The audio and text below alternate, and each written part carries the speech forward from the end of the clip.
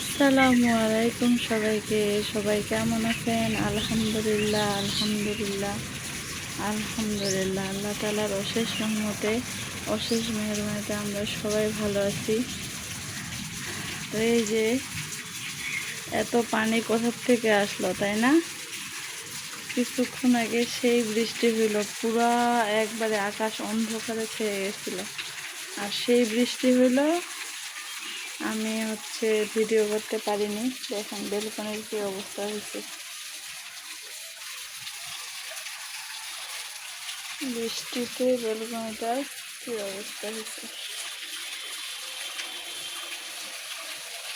বৃষ্টির পানি পায় গাছগুলো মনে হয় একবারে তরতাজা হয়ে উঠলো।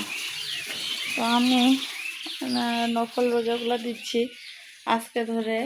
আলহামদুলিল্লাহ আমাদের 4টা রোজা হবে। আর এখানে আলুর চিপস দিয়েছিলাম, মানে যেই দিনই দিছি তারপরের দিনেই আকাশের এই অবস্থা। তো বেশি শুকাইতে পারিনি, এখন জানি না এগুলা ভালো থাকবে নাকি নষ্ট হয়ে যাবে। নষ্ট হলে কিছু করার নাই, আরও মানে দিতে হবে রোদ হলে। তো এই যে বিছানা টিছানা কিছুই গোছানো হয়নি, গোছাবো এখন। হুসেন বাবু ঘুমাইছিল, তাই এগুলো কিছু করিনি। হোসেন বাবু এই যে এইগুলার কাঁচগুলা ঠেলাঠেলি করে খুলে আবার কি করে জানেন, ভিতর থেকে সব ভাঁজ করা কাপড়গুলা বের করে দেয়। এই যে নিচের ওরাব্বর এই যে পাঞ্জাবিগুলো, এগুলা সব এগুলা লন্ড্রি করা ছিল আর ভাঁজ করানো ছিল। কি অবস্থা করছে দেখেন ছেলেটা। এই যে এখানকার জামাটা, মানে সব কিছুই এলোমেলো করে দেয়। আর এখানে কতগুলা কাপড় জমছে। রাফি আর আমি সেই ঈদে বাসায় গেছিলো, আপনারা যারা পুরানা দর্শক তারা তো জানেনি। তো ওরা চলে আসছে, এখন এই যে কাপড়গুলো ধুয়ে ধুয়ে রাখছি, এখন লন্ড্রি দিতে হবে। আর এটা আমার হোসেন আব্বুর ছোট জায়নামাজ, আর এটা আমার হোসেন আব্বু, হোসেন বাবা। তো এখানে আমি রোজা আছি, ওর আব্বু আছে। আজকে ধরে আমাদের 4টা নফল রোজা হবে ইনশাআল্লাহ। তো এখানে আমি এই যে আলু দিয়ে ছোলা রান্না করব। এই যে আমি সবসময় প্রেশার কুকারে ছোলা রান্না করি, খুবই মজা হয় আলহামদুলিল্লাহ। তো এই যে ছোলা দিয়ে আলু সব আমি কেটে রেডি করে রাখছি। আর এখানে রসুন কিছু কুচি করছি। এটা হচ্ছে ট্যাংরা মাছ ভাজে, একবার কড়কড়া করে ভাজে, ব্লেন্ডারে একটা ভর্তা করব ঝাল ঝাল। আর এখানে হচ্ছে এই যে দেশি আলু, ছোট আলু, দেশি ছোট আলুগুলা আমি কুচি করে কেটে নিয়েছি, আর তার সাথে কুচি পেঁয়াজ।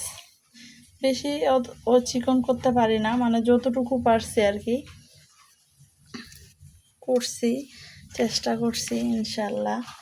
আমার শাশুড়ি আর আমার আম্মু ওরা হচ্ছে বেশি আর কি পারে, বেশি চিকন করতে। ওনাদের সংসারের অভিজ্ঞতা অনেক দিনের। ইনশাল্লাহ আমিও একদিন আস্তে আস্তে ওদের মতো হব, কিংবা ওনাদের থেকে ভালো হব, আল্লাহ পাকই ভালো জানেন। তো এই যে সব কিছু আমি কেটে, আলু আর পেঁয়াজ, এটা হচ্ছে পাবদা মাছ আছে আর কয়েকটা বাটা মাছ আছে, মানে বাবু যাতে খাইতে পারে আর কি, তাই 2-3টার মতো বাটা মাছ আছে টুকরা করে কাটানো, আর পাবদা মাছ আছে কয়েকটা। ওগুলা দিয়ে এই আলু আর পেঁয়াজটা দিয়ে চচ্চড়ি হবে। আর হচ্ছে এটা হচ্ছে ট্যাংরা মাছের ভুনা, মানে ভর্তা করব। আর একটু মুরগির মাংস রান্না করব, পাকিস্তানি মুরগি বলি আমরা, বা হচ্ছে কি বলে এটা, লাল মুরগি না খাসি মুরগি। সেদিন রান্না করছিলাম শক্ত মুরগিটা।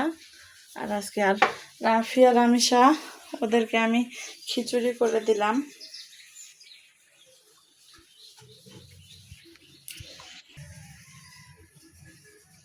এই যে ভাতের চাল দিয়ে রাফি আর রামেশাকে খিচুড়ি রান্না করে দিলাম।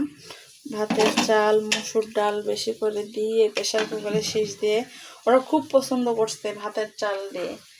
সেদিন রান্না করছিলাম। আর এখানে পেঁয়াজও কাটে নিয়েছি আমি, ভর্তা আর হচ্ছে মুরগির মাংসের জন্য।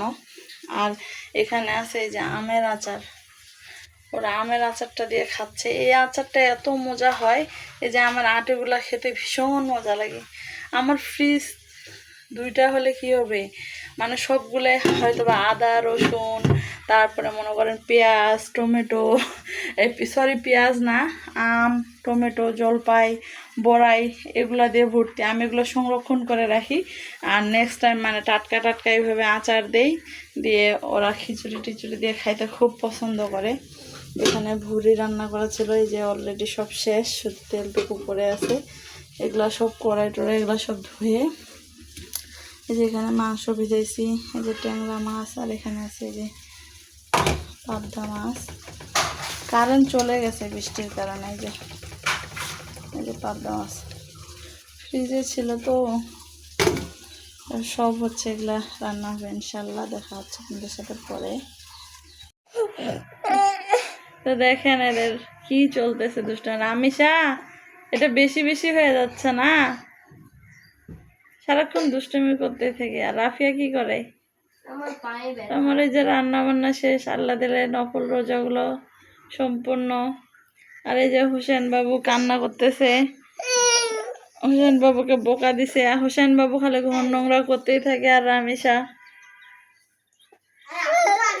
রামিসা খুব বেশি মিথ্যা কথা বলবা না, মিথ্যা কথা বলা ভালো না। ঠাস মারে দিলেন। হ্যাঁ মানে না, আপু মনে হয়তো।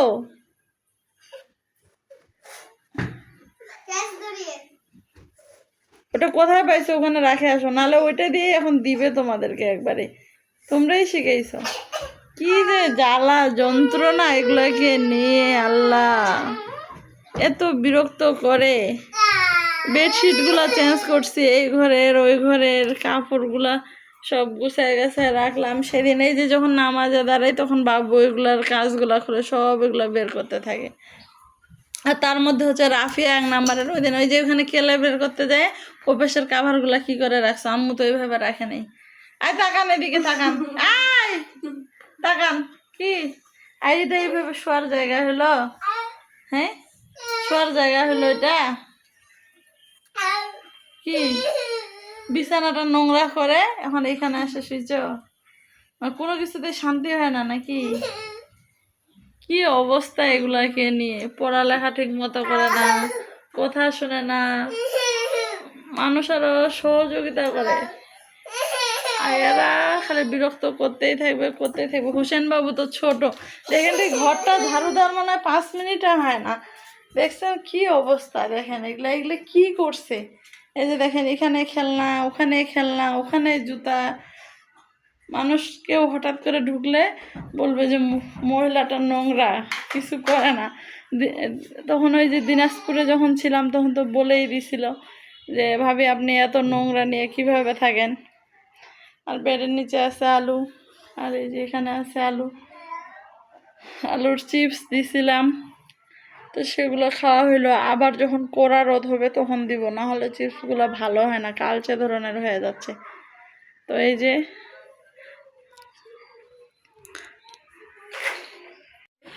যে এরা 2 ভাই বোনে এখানে দোলনায় খেলতেছে।